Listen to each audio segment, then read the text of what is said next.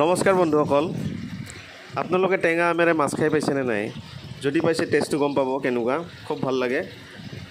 তো আজি আপোনালোকৰ লগত মই এই ৰেচিপিটোৱে শ্বেয়াৰ কৰিম, টেঙা আমেৰে কেনেকৈ মাছ বনায়, খুব ভাল লাগে খাই। তো বলক ভিডিঅ'টো আৰম্ভ কৰোঁ। প্ৰথমতে ধুই লোৱা মাছখিনিত নিমখ হালধি ভালদৰে সানি ল'ম। এতিয়া মাছখিনি ভালদৰে ভাজি ল'ম।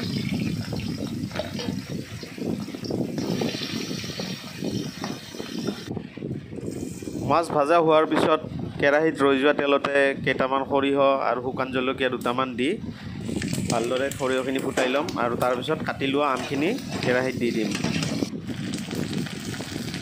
এতিয়া আপোনালোকৰ সোৱাদ অনুসৰি নিমখ দি দিব আৰু হালধি 1 চামুচ দি দিলোঁ।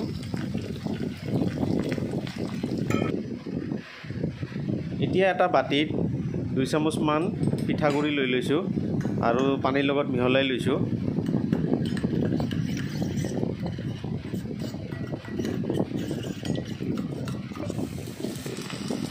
এতিয়া পিঠাগুড়িখিনি আমত দি দিলোঁ আৰু অকণমান পানী দিছোঁ যাতে তলত লাগি নাযায় আৰু ভালদৰে অলপমান ভাজিব লাগিব, মানে বস্তুটো যাতে আমখিনি সিজি যায়।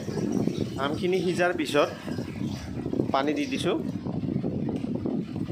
আপোনালোকক যেনেকুৱা মানে পাতল অলপ ঠিক গ্ৰেভি লাগে সেনেকুৱা হিচাপত আপোনালোকে পানী দি ল'ব।